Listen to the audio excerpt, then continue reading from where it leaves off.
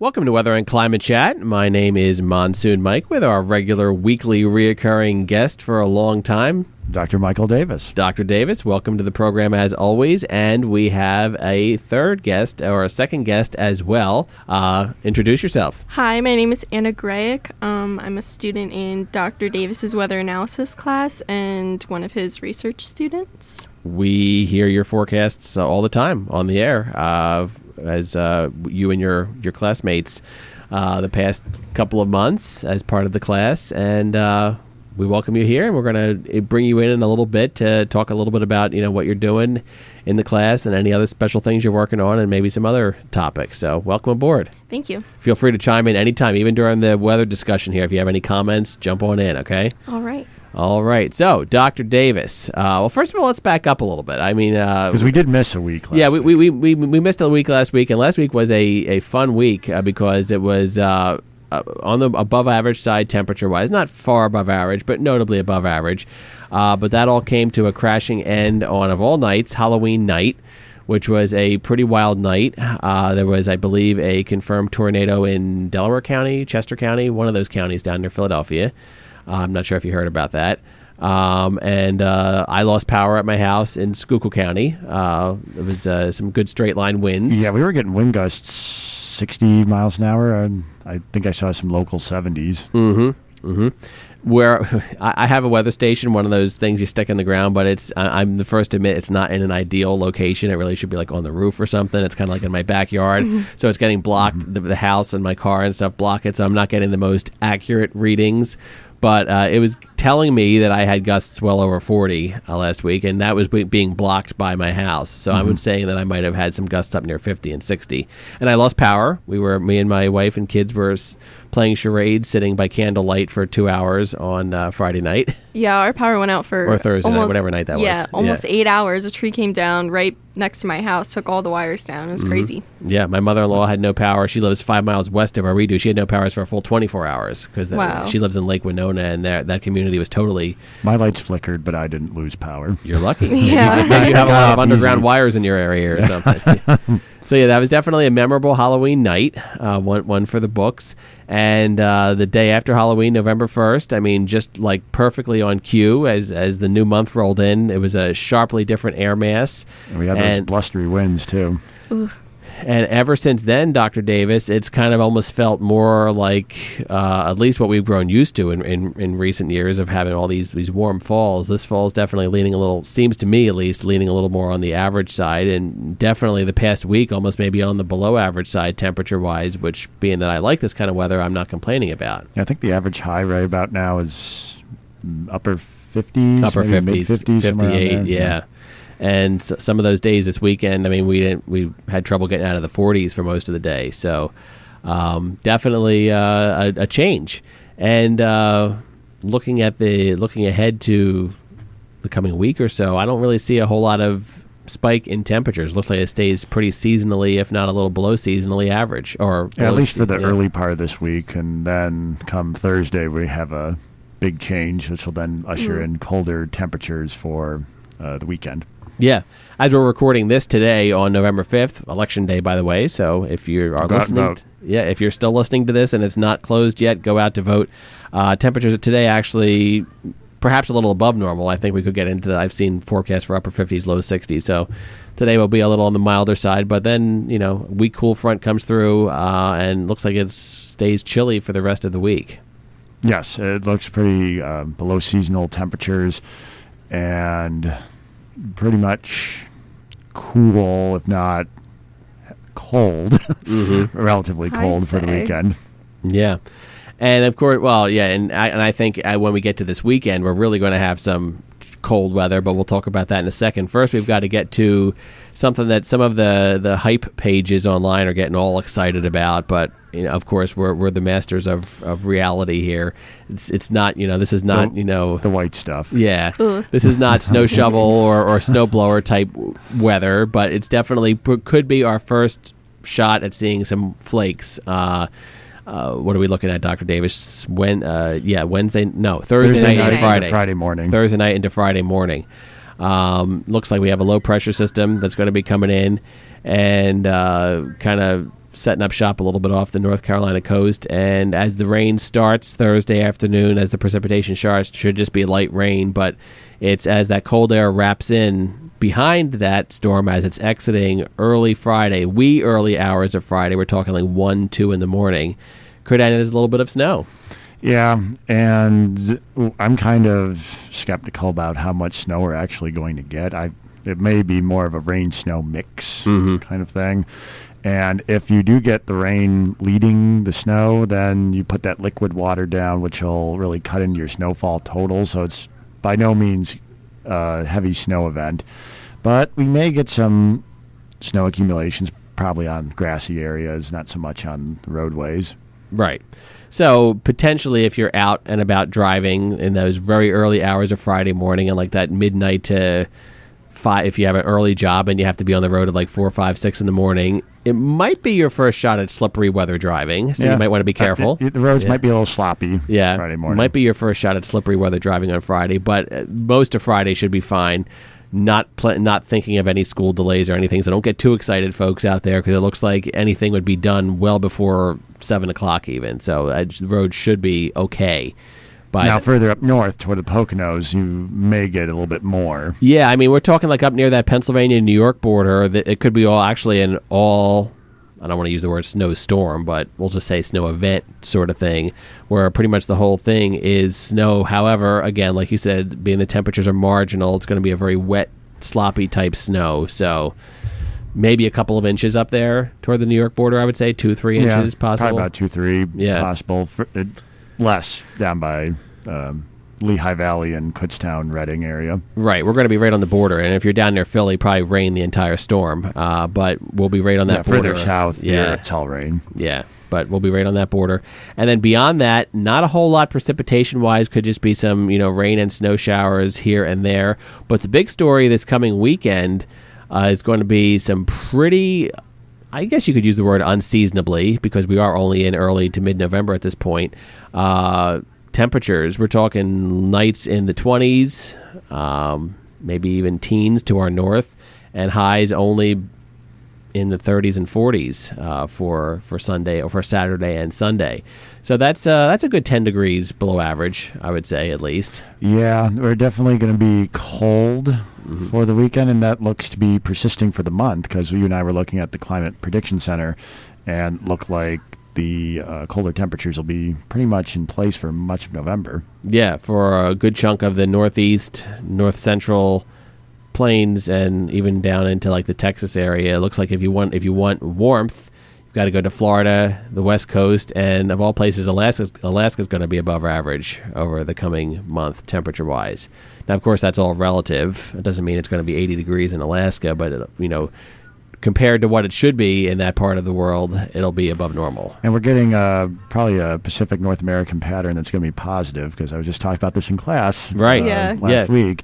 And you typically have a ridge over the western U.S. and a trough over the east, and that's pretty much typical for this time of year. And that's going to set up the temperature distributions that we see with the warmer temperatures to the west and the colder temperatures in the east. Right.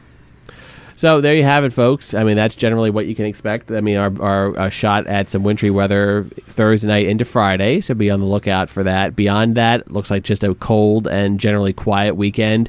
Next week I don't see anything on the long-range models for anything of significance, but of course that could always change. So check back. Maybe that story will be a little bit different when we talk to you next week, if we talk to you next week, because we never know with our schedules.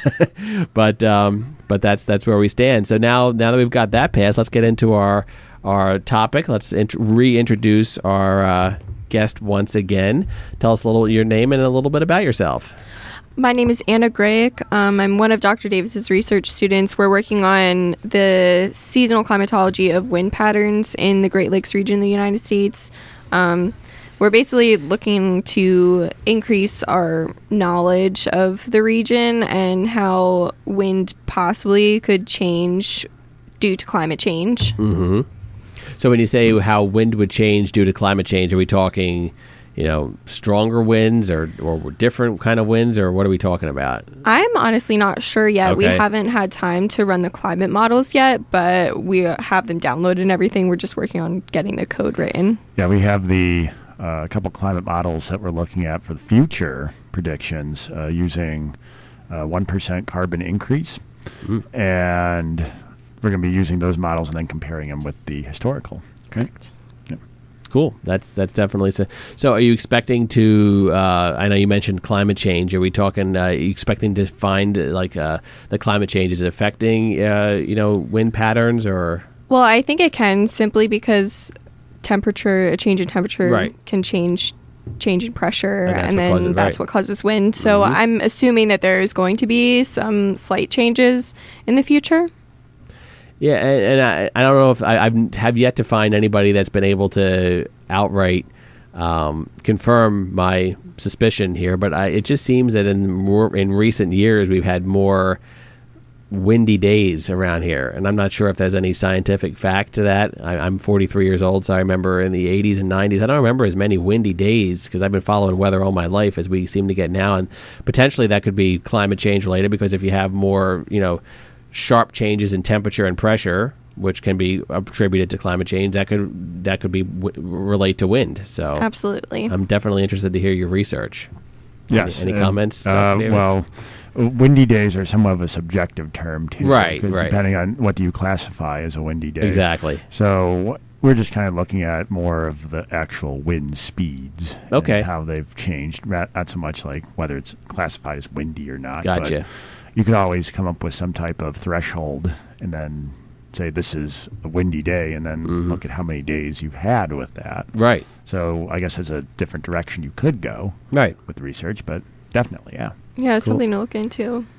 Cool. We're definitely interested in following your research as you do this. So is this like a semester-long thing you're doing, or? I'm hoping to do it until I graduate and maybe continue after I graduate. I'm not sure. So what year are you? I am a second semester sophomore. Okay. I'm hoping to graduate you next still have a ways spring. To go. Okay. Yeah. Oh, but okay. Yeah, I'm doubling up on classes a little bit. So when you say next spring, like spring of 2021? 2021, Gotcha. Yeah. Cool. And Anna's be going to AAG in Denver, Colorado. That's in right. April to we talked about that with your last guest. Yes, a couple of weeks ago. Yeah. Right. Cool. Well, good. We definitely look forward to that, and please keep us posted on your findings. Yeah, absolutely. As you do this more. Dr. Davis, I mean, we talked a little bit today as we're recording this, November 5th. We're talking about it's Election Day, and a week or 2 days ago, a year from now, will be Election Day 2020. So we're just about within that 1 year before big Election Day 2020, and you and I have been closely watching the candidates that are out there and how they're positioned on climate. And I know we've had some vibrant discussions about that, to say the least. Yeah. And there was a recent event that happened pertaining to one of the candidates that pretty much, in my opinion, sealed the deal that I cannot vote for said person. Okay, well, let's get to that. I mean, we'll do a quick disclaimer here first. I mean, we try to keep our show fairly uncontroversial, but this is an important thing. You and I both agree that climate is the most important topic out there, at least in modern times. We do agree with that. So if you don't want to hear us get controversial, turn off your YouTube right now and don't listen to us anymore. But that's your warning. Go for it, Dr. Davis. What did so-and-so do to... So, I think it was last week. Okay. Yeah, there was a activist from the Sunrise Movement, a local grassroots effort that promotes sustainable and responsible green energy and climate change advocacy group that approached Joe Biden and asked that she was very concerned about the future of America, and that he's now taking super PAC money and has put forth an agenda for addressing climate change, which is substantially less than any of the other Democratic candidates that are out there. And it's also hired Heather Zeichel, who's a board member of a natural gas company, to head up her climate change, or head up his climate change policy, as well as promote the Obama agenda of an all approach all-energy approach to addressing climate change, including fracking and natural gas. And when asked about that, Senator Biden said that, look at my record child, pretty much chastised her and pretty much in a condescending tone gave off no answer about why he's taking money from liquefied natural gas. And it's very clear in the scientific literature that we have to keep all carbon in the ground, whether that be coal, whether that be natural gas, whether that's oil. We have to go more sustainable, renewable methods in order to make sure our future is secure and our posterity is continued. And frankly, that answer really struck a chord with me, that he is not someone that we should be considering to address climate change. And then you and I had a conversation about that, and I mentioned that if it's between our incumbent president and Biden, I don't know who I would vote for, because to me, you're ultimately getting to the same spot. Whether you're getting there quickly or at the end, it doesn't matter. Right. You are getting to planetary ruination at the same end of the day, I should say. See, and it's a tricky thing, because I think there's lots of moving parts here. And if you know me personally, you know that I'm, besides weather, I also love politics. I'm always talking about politics on my Facebook page and stuff. And I'm just so fed up with the current administration right now, and the horrible things. Like, the big news yesterday was that Trump started the official withdrawal from the Paris Climate Agreement. That is a huge mistake. Right. So I'm so fed up with him that I would almost vote for a piece of bread over Donald Trump. But at the same time, I get where you're coming from as well too.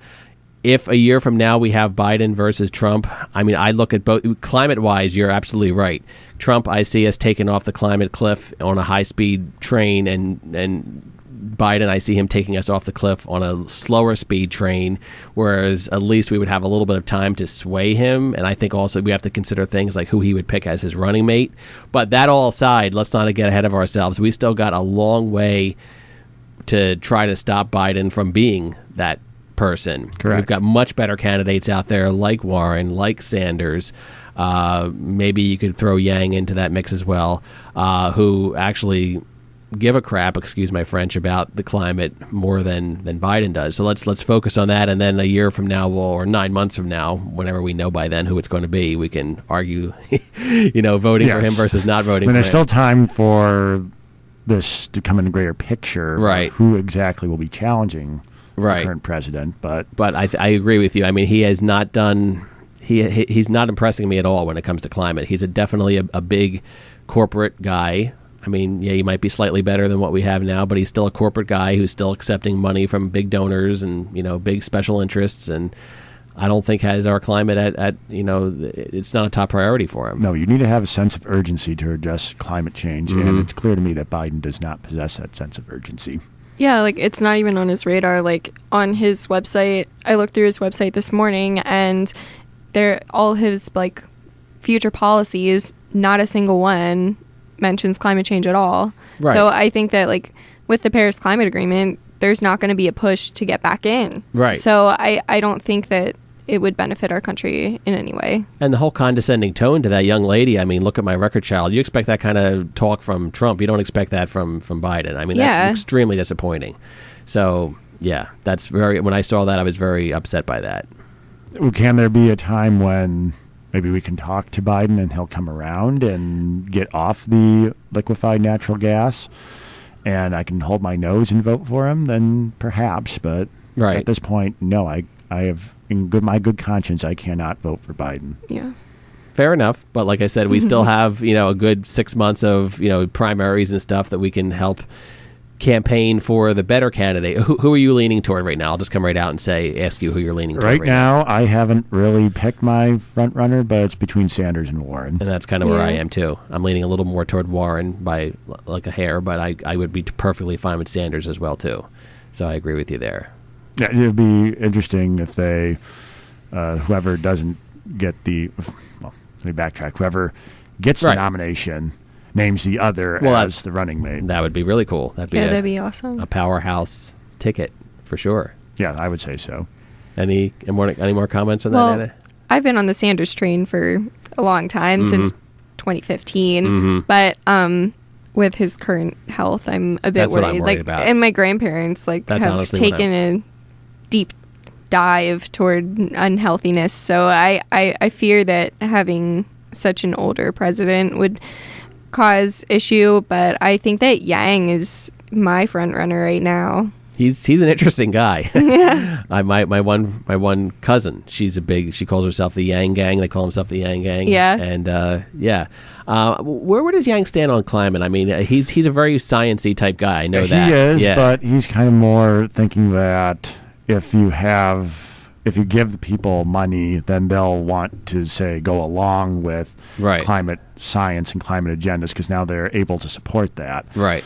But I think he doesn't really have a clear plan on how to address climate change. And coming at it more from an entrepreneurial business perspective, I'm a little hesitant to get beyond that. He seems as though more of the free market to pretty much sort it out and let businesses handle it rather than actual government-led, which I think is a mistake. You should have the government taking the lead on this. That's true. Because they should be ensuring their posterity as a country for generations to come. And I'll repeat this again, and I always say it, you probably know where I'm going with this, Dr. Davis, that this climate should be all of our number one issue. Absolutely. I mean, we can argue about every other topic out there, from war to taxes to abortion to education to you name it, but none of that's going to mean anything if we don't have a planet to live on. Exactly. And all the money that you're making off the planet right now, it's going to do you absolutely no good when the planet is destroyed. Yeah. Once the planet is gone, there's not any amount of money that you could throw back at it to regain your planet. Unless we're going to put a couple billion people on a space shuttle and go to one of those new exoplanets or something that we found. But I don't think that would be financially feasible to do that. Nope. I wouldn't say so. So were you going to say something? I heard a crazy rumor that Bernie may be looking at AOC for vice president, but she would not be old enough to be president. So I think it's 35, right? Right, yeah, so that's a little bit tricky there. And you know, that would be something that would help, because I agree with you about Sanders' age. It concerns me, but if he picked like somebody who, was younger and, to help him and stuff, I'd be perfectly fine with voting for him. So, but like, you're right. I think, how old is AOC? I'm not sure, but 30, 31. Okay, so she's coming up short by a few years. And that's another topic, too. I think that age should be lowered. I mean, but that's whatever. How old is Buttigieg? I think he's only like about 40, isn't he? Yeah, he's definitely within the range there, but he's definitely on the young side, about 40. Yeah. And he's good, too. I mean, I've seen some good climate things from him. I've been warming up to Buttigieg, but he's still not where he needs to be. Still not where he needs to be. Mm-hmm. Cool. Well, I'm sure you'll be hearing about us talking about this much more over the coming months. I mean, like I said, a year away till the election and only a couple months away till the first polls. I mean, I think New Hampshire starts in January. So, and usually New Hampshire is when we get a general idea of who people are warming up to. And Iowa has their caucuses, and then it goes all. So it's going to be a long 300 some days. 364 now, I think. Yeah. Well, we have a leap year next year, so we have a February 29th. Yeah, 364. Yeah. So we still got a long ways to go, and I'm sure we're going to hear. We'll be, by the time we get to this point next year, we'll be very tired of it. But hopefully, we end up with a good outcome. Yeah, then we can re-up in the Paris Climate Agreement because we officially withdraw the day after the 2020 election. Mm-hmm. Oh, yikes. Wow. Don't even get me going on that. We'll go another 20 minutes then. But any parting words, Anna? Thank you for having me. Oh, yeah. A pleasure. Feel free to come back anytime. And Dr. Davis, I guess you and I will try to reconvene next week. Yeah, hopefully not as cold. We'll see. All right, Dr. Davis, Anna, thank you so much for being a part of today's podcast. We went a little long, but I think it was good topics, and we'll see you next time. Sounds good. Thank you.